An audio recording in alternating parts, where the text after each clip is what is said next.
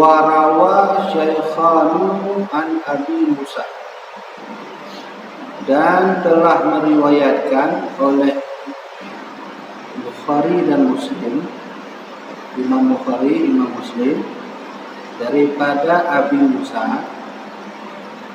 Qala, telah berkata Abi Musa, kunna ma'an Nabi sallallahu alaihi wasallam, ketika kami bersama Nabi, fakunna, maka keadaan kami, idza asyrafna, apa ketika kami mendekati ala wajib jurah. Jadi Abi Musa bercerita bahwa nakisah bahwa ketika Abi Musa sajan Nabi Muhammad, kata bahwa Abi Musa dan Nabi Muhammad serta jamaah kublah bahasa jurang. Jadi punah itu memang dia buat jurangnya. Halalna, ketika itu kami bertahlil. Jadi waktu sudah sampai ke jurang, Abi Musa dengan berjamaahnya bertahlil. Tahlil. Ya Allah. Wa kabbarna, dan kami bertakbir. Wartafa'at aswatana, ketika kami bertahlil dan bertakbir, kami mengangkat suara. Wartafa'at, dan mengangkatlah aswatana, suara kami. Ya. Jadi sebuah cerita bahwa ketika Abi Musa sadar menjamaah, ya, mungkin kejadian waktu sejak kena perang. Jadi kena perang melewatilah sebuah jurang. Jadi truk bahasa jurang, sampai satu jurang itu bertakbirlah jamaah Abi Musa dan bala tentara katanya, dan bertahlil. Cuman tahlil dan takbirulnya wartafa'at aswatana, diangkat suaranya, berarti tegak tu. Kemudian jadi punah matalah maniku. Ini kan matalah le. Faqala Nabi sallallahu alaihi wasallam, maka berkata Nabi sallallahu alaihi wasallam, ya ayuhan nas, wahai manusia. Jadi kata Rasulullah, wahai manusia, irba'u, rendahkanlah olehmu ala anfusikum, atas diri. Jadi Nabi tahlil mentakbir tegak tak tu. Irba'u, rendahkanlah suara. Jadi disuruh rendah oleh Rasulullah suara, jangan bertakbir dan tahlil keras-keras. Fa innakum, maka bahwasanya kalian, la tad'una, tidaklah kalian meminta kepada Tuhan yang Maha Tuli, As-Samud. Jadi seolah-olah Rasulullah berkata, wahai manusia, wahai Abu Musa, kalau bertahlil dan takbir pelan-pelan saja, jangan terlalu keras, karena Allah tidak nyaman itu Rasul. Nun baca ini kita nyonya macam dalam pembahasan berkenaan tentang zikir dan doa setelah solat. Khilafiyah ulama. Ulama pun bahawa di semayangnya zikir dan juga itu. Itu ulama berkata boleh, namun salah. Itu malam kita bahas. 4 ulama yang pun di semayang zikir doa itu 4 ulama yang pun harus tergabung. Yang baik adalah sampai pakai bukan hanya yang salah lah negara Tuhan. Awak ni mana sih salah? Kamu salah, kamu zikir keras-keras. Padahal kan dua buah mah. Tapi minimal malam ini kita tahu pendapat siapa saja yang boleh keras, boleh yang tidak. Jadi manfaat kita yang belajar babnya adalah tengok menyona kejadian begini. Anakku pakai babnya. Lalu itu kadang segala dan kamu dah tanpa usul ahli bukan ini hanya dikir tapi tidak dikeraskan suara. Maka kata Rasulullah, kalian itu kalau bertahlil dan bertakbir janganlah keras-keras, la tad'una asammu, karena kamu berdoa, kamu meminta itu bukan pada Tuhan yang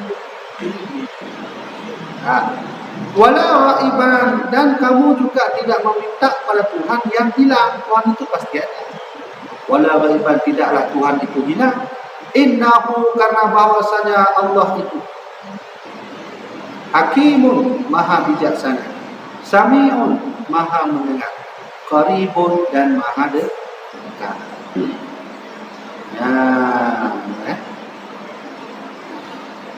Ihtajja bihi, telah berpendapatlah bihi dengannya Al-Baihaqi, oleh Baihaqi, wa ghairuhu, dan selain daripada Imam Baihaqi, lil israri bil dzikri, untuk berpelan-pelan dalam berzikir, wa du'ai, dan doa. Jadi ternyata pendapat yang berkata bahwa setelah sholat zikir dan doa tak boleh keras suara adalah pendapat Imam Baihaqi. Alhamdulillah, ini malamnya udahnya kamu bahwa pendapatnya benar. Oleh itu yang pegang menantu Imam Al-Baihaqi ahli hadis. Jadi nada dasar. Nanti minimal untuk kita tak buat amal nada dasar. Nada dasar cocok dengan pendapat. Dia semayang puasa dekat nanti ini ya. Betul dengan pakai menantu dari bulan itu mana? Hajar kena masalahnya. Tidak masalah, tapi minimal nada sabtanya lah. Oh, ternyata ada pupuk mana? Karena nampak mana? Itu pendapat Imam Al-Baihaqi. Wa qala Syafi'i. Ini pendapat Imam Syafi'i. Coba pendapat Imam Syafi'i.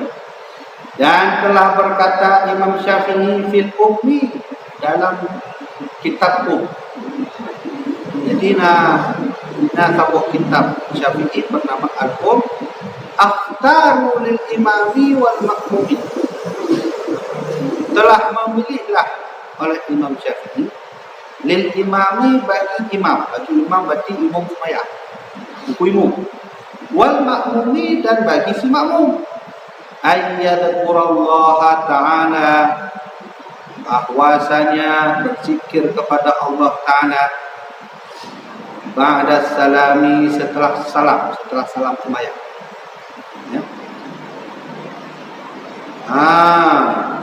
Minas sholati, daripada sholat, wa yakhfiha wa yukhaffiha wa yakhufiha al-dhikra, dan meringankan zikir. Jadi menurut pendapat Imam Syafi'i, zikir dan doa dan sembahyang juga harus dipelankan, jangan keras-keras suara. Tapi kecuali Munyo ada yang Imam Baihaqi bahwa zikir dan doa dan sembahyangnya harus tidak boleh suara, kecilkan suara. Tapi setuju oleh Imam Syafi'i. Imam Syafi'i lebih awal itu dari Imam Baihaqi. Imam Syafi'i menancik pendapat, berarti dia sembahyang mudahnya baca zikir itu tak tua, dan jangan baca doa keras suara. Illa, ada kecualinya. Ya, ini Imam Syafi'i nak kecuali.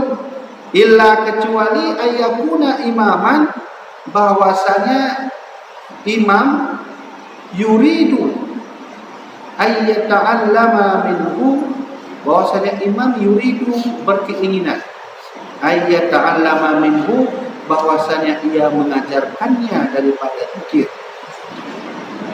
Ya, fayujharu, maka keraskanlah suara. Ini pendapat Imam Syafi'i.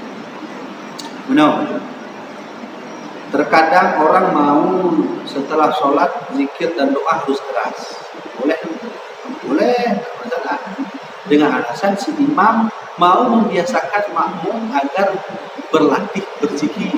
Dan ulun kumayangkan berbantu sama. Dan kumayangkan, ada boleh ada berangkat juga. Nah, yang benar-benar. Munyo katanya udik tak masalah Nabi. Dia nak sahabat semua yang berangkat lagi banyak. Tetap nak zikir walaupun anak tu tetap nak bantu sahabat. Tapi mulanya kan mana? Mula dah semua yang Assalamualaikum berangkat. Ya. Ni dalam tasawuf ada adab ni. Ni kamar ada jami. Jami rumah kau tak perlu ditakar kata nak kaji tu. Boleh. Han kuah kalau makadi ulun nak merupuk sebuah hadis bahawa sesungguhnya kata Allah Subhanahu Wa Taala orang yang setelah solat langsung berangkat itu orang sombong. Kira Allah. Dalam hadis qudsi mengatakan orang le semayang anak berzikir anak doa ni orang sombong. Berarti menyobak masa sahabat Nabi sahabat Nabi anak langsung semayang berangkat anak tetap zikir. Tapi masalahnya hari ini banyak orang-orang kalau solat setelah solat berangkat terus pulang-pulang. Maka oleh karena itu imam mau mengajarkan kepada makmum kalau begitu ayo kita baca zikir sama-sama dengan mengeraskan suara agar tidak kabur langsung setelah sholat. Nah, menurut Imam Syafi'i kalau begitu boleh. Ya, berarti kalau Imam Baihaqi mengatakan, Imam Baihaqi berkata tidak boleh sama sekali mengeraskan suara. Ya. Kalau Imam Syafi'i tidak boleh juga, tapi ada kecualinya.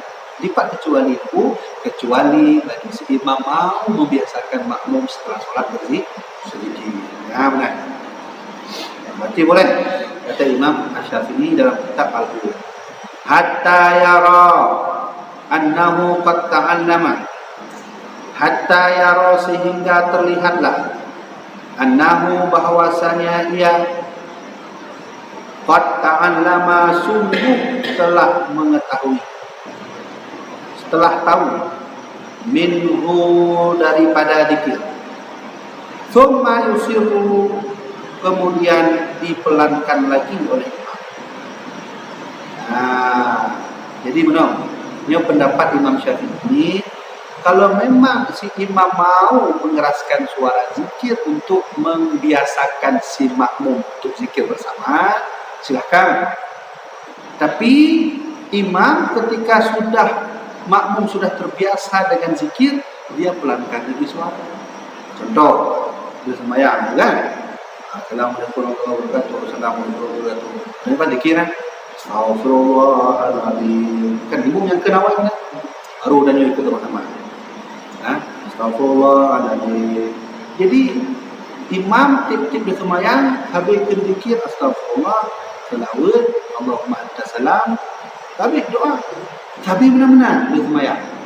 Maka makmum biasa menzikir benar dia sembahyang. Maka kata Imam Syafi'i kalau makmum sudah terbiasa zikir itu setelah solat, maka si imam dikecilkan lagi suara. Ya benar betul. Betul kan? Jadi awalnya kan imam kan astagfirullahaladzim. Jadi la ilaha illallah. Habis Allahumma salli ala Sayyidina Muhammad. Jadi makmum hafal dulu kibar zikir itu. Jadi bukan ada makmum yang mengatur imamnya. Kamu hafal kibar zikir. Pasti istighfar, salawat, Allahumma anta salam, doa. Benar kan? Oh, kalau makmum kalau sudah sepaham semua begitu, dipancing saja imam untuk pertama kali astagfirullah, setelahnya beliau ucapkan itu. Ya, benar maksudnya. Untuk kita tidak cocok pahala Nabi. Nah, pahala yang dari Rasulullah. Apa kata Nabi? Ya, kata beliau, berzikirlah kamu, bertakbir dan tahlillah kamu dengan suara yang benar. Itu ya kan? Baik. Tengkung, itu masalah. Masalah ini, kebetulan makmumnya anak-anak. Anak-anak, yang namanya anak-anak. Apa ni anak-anak? Itu semua yang berangkat. Jadi hukum imam mengajarkan anak-anak terbiasa mengucapkan zikir dengan cara imam selalu mengeraskan suara. Boleh? Kalau itu boleh. Dari awal sampai habis mengajarkan anak-anak zikir boleh. Kenapa siapa? Kenapa Imam Asy-Syafi'i tadi dalam kitab. Jadi sebenarnya belum terusan sampaikan Imam Baihaqi mengatakan tidak boleh mengeraskan suara. Habis perkara. Menurut Imam Syafi'i menanjid, tapi ada kecualinya. Kecuali Imam Syafi'i apabila si imam mau mengajarkan pada makmum zikir agar terbiasa, boleh. Alhamdulillah, nanti malamnya kan ada dua buah Tengok punya nak kaji dia tu ilmu dah baca dah semayang baca zikir. Berarti dasar berarti fikir. Kadang-kadang belum benar boleh nanya kan. Kalau sunnah orang punya orang alim okey. Dia awam orang hukum barang. Kan? Fa inna Allah Ta'ala, maka sesungguhnya Allah Ta'ala yaqulu, Allah berkata. Ini dasar Imam Syafi'i. Kata Imam Syafi'i mengambil dua pendapat. Pertama, boleh mengeraskan. Yang kedua, tidak boleh mengeraskan. Berarti ada dua pendapat dari Imam Syafi'i sendiri. Punya Imam Baihaqi tidak boleh mengeraskan, harus pelan. Jadi urun tanya Pak Imam Syafi'i 4 dasar berana mengatakan bahawa boleh keras boleh tidak. Mana dasarnya? Kemudian kahana mungkinlah Imam Syafi'i nak pegang hukum mana dasar kemudian. Maka Imam Syafi'i lari kepada satu ayat Allah, bunyinya wala tajhar bi salatika wala tukhafit biha. Janganlah engkau mengeraskan suara dalam solatmu, wala tukhafit biha, dan jangan mengecilkan suaranya. Berarti di tengah hanya dasarnya. Menurut dasar Imam Baihaqi yang ke dasar partai Abu Musa bin Pak curahnya sehingga ikan tahlil ikan takbir kemudian ditegur oleh Rasulullah. Yang dasar Imam Baihaqi bahawa tidak boleh mengeluarkan suara di dasar Imam Syafi'i dalam Al-Quran wala tajhar bi sholatika, dan janganlah kamu mengeraskan suara dalam solatmu, wala tukhafit biha, dan jangan mengecilkannya juga. yakni yaitu wallahu a'lamu du'a, dan Allah itu mengetahui, sangat mengetahui doa. Ya, kan? Wala tajhar hatta tusma'u, dan janganlah engkau mengeraskan suara hatta tusma'u, sehingga didengar ghairaka, selain daripada. Lalu orang tanya ni, lentuah nangkum kibat maksud ayat jangan kau mengeraskan suara dalam solat dan jangan mengecilkannya. Gimana caranya? Jadi dipatadar bahawa ketika anda membaca sesuatu tidak keras suara dan tidak mengecilkan suara. Jadi gimana surah di sini? Surahnya adalah wala tadhar hatta tasma'u, surah. Jangan kau mengeraskan suara sehingga saudaramu mendengarkannya. Punya saudara kita ni, saudara ni makmum. Apabila makmum ini ngaku yang katanya pegang dalam semayangnya, berarti macam itu. Kadar suara masih keras, berarti diperankan itu. Ya, mereka hanya ini untuk surah ini. Jangan mengeraskan suara sehingga saudaramu mendengarkannya dalam solat. Wala tukhafit, dan janganlah mengecilkan suara hatta la tasma'a nafsuka, sehingga engkau sendiri tidak mendengarkannya. Hukumnya kan? Jadi maksud ayat Allah jangan mengeraskan suaramu dan jangan mengecilkannya, artinya waktu kita nyawa semayang, dia semayangkannya. Ada baca Fatihah, itu benar kan? Gimana cara waktu takun Fatihah dan baik dengar saudara yang tampi. Punya dengar saudaranya baca Fatihah dalam semayang di tampingnya, berarti nya macam bergodong saudaranya macam berarti ni pulau sudah pulau dia. Tapi ketika solat dan engkau baca doa solat, jangan juga waktu kita baca hanya terdengar kita bro. Gimana sih itu? Karena orang baca lagi orang berbising. Menurut waktu kita semayang, baik waktu kita doanya hanya dengar bagi kita bro. Yang baik. Jadi lebih volume itu sehingga kita bro dah dengar, baik dengar dulu lain. Jadi gimana sih itu? Ya lagi orang berbising. Orang berbising yang gitu. Nah, begitu cara mengamalkan ya ayat Allah Subhanahu wa taala. Tapi don kena baca betul di dalam sejarah penting.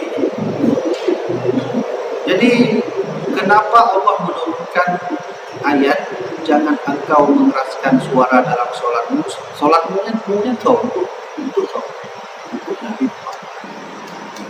Jadi seolah Allah berkata, wahai Muhammad, janganlah kau mengeraskan suaramu dalam solat, dan jangan juga engkau wahai Muhammad mengecilkannya.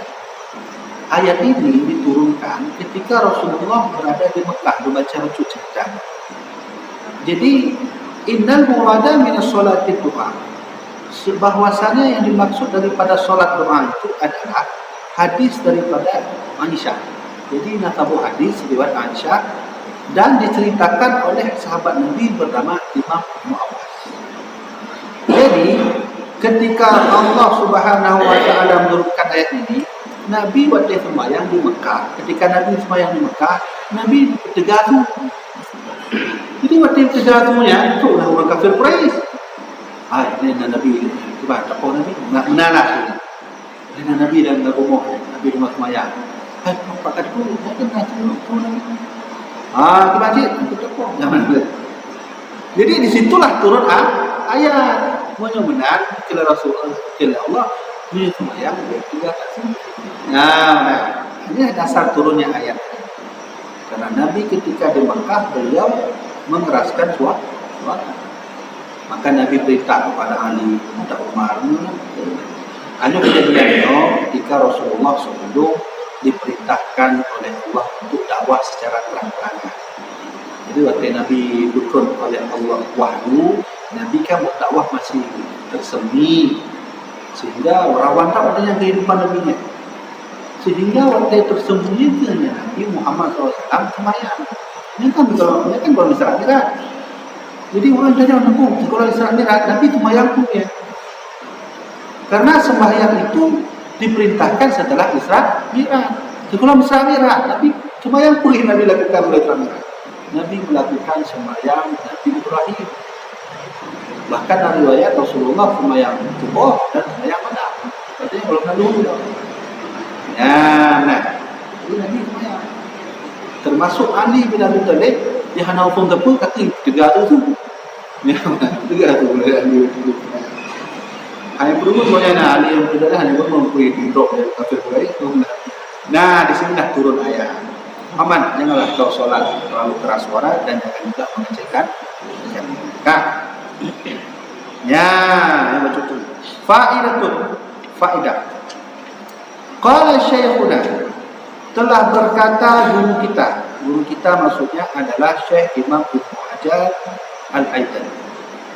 Ammal mubalaghatu, adapun bersangatan fil jahri pada mengeraskan bihima dengan doa dan zikir fil masjidi di dalam masjid bihaitsu yahsulu taswishun, bihaitsu dengan sekira-kira yahsulu taswishun menghasilkan dapat menghasilkan terganggunya ketenangan. Taswishunnya terganggu ketenangan ala musalli, atas orang yang sholat. Fayambari, maka semestinya ia hurmatuha, bisa jadi hukumnya haram. Jadi ada kalanya berzikir itu berhukum haram. Lipat posisi zikir kalau sudah berhukum haram, ketika sudah mengganggu orang sholat.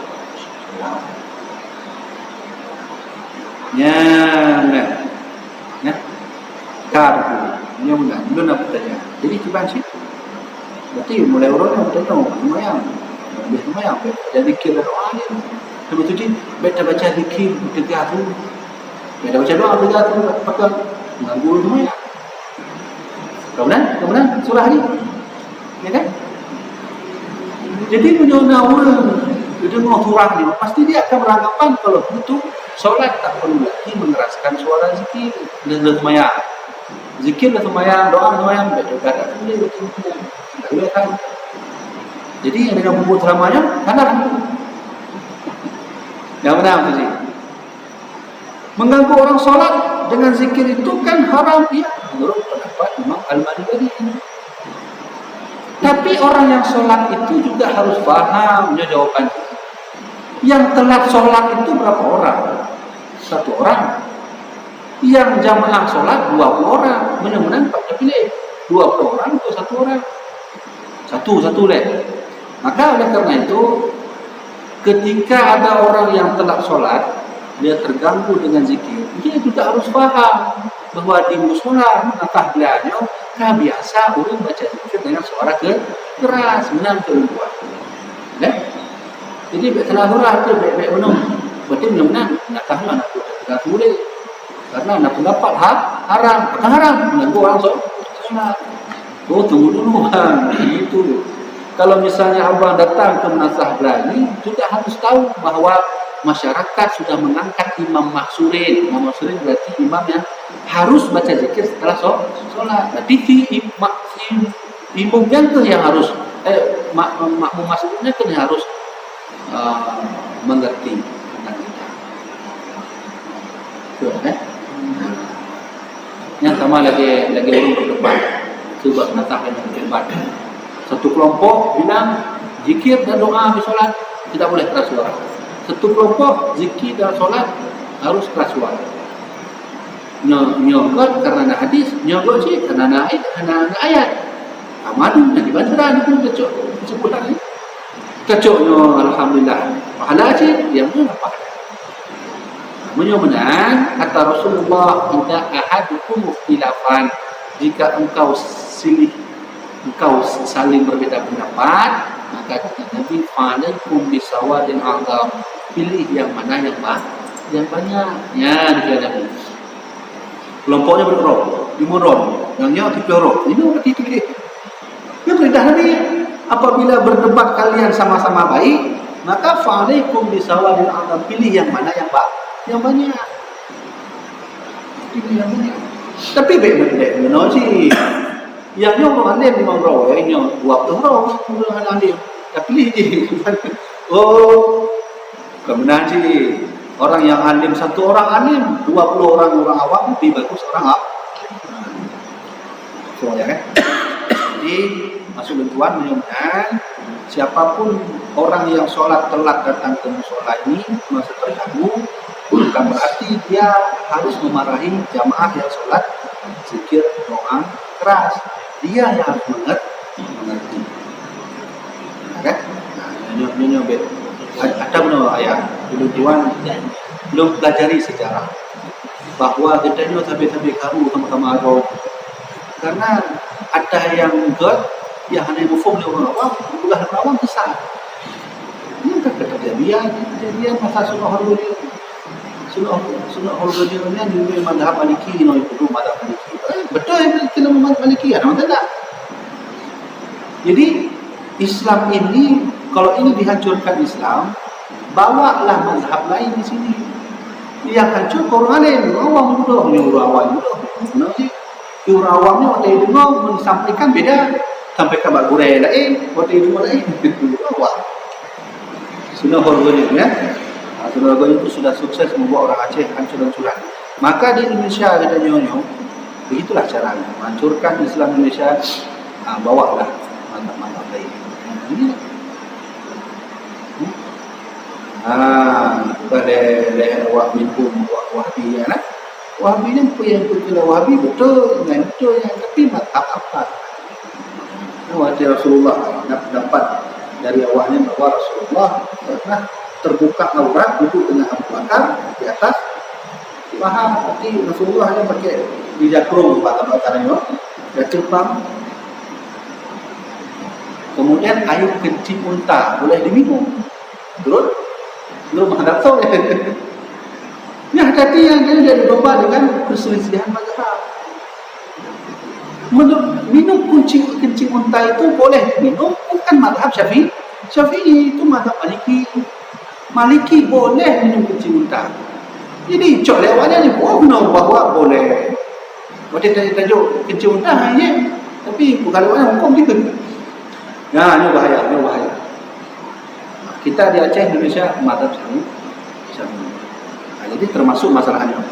Maka lu beri kesimpulan mudah-mudahan alhamdulillah malam ini kita sudah dapat dua ilmu. Pertama, tidak boleh mengeraskan suara menurut mazhab menurut Imam Bayhaqi. Ada hadis. Yang kedua, tidak boleh juga tapi ada alasan. Ya, selama imam mengajarkan makmum untuk terbiasa zikir menurut Syafi'i.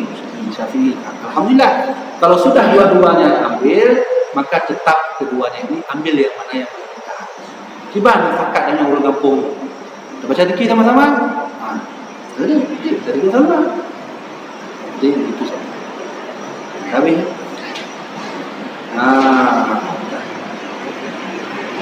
Jadi insyaAllah kita bahas zikir-zikir yang disunahkan oleh Nabi Muhammad setelah sholat. Zikir kan derahnya.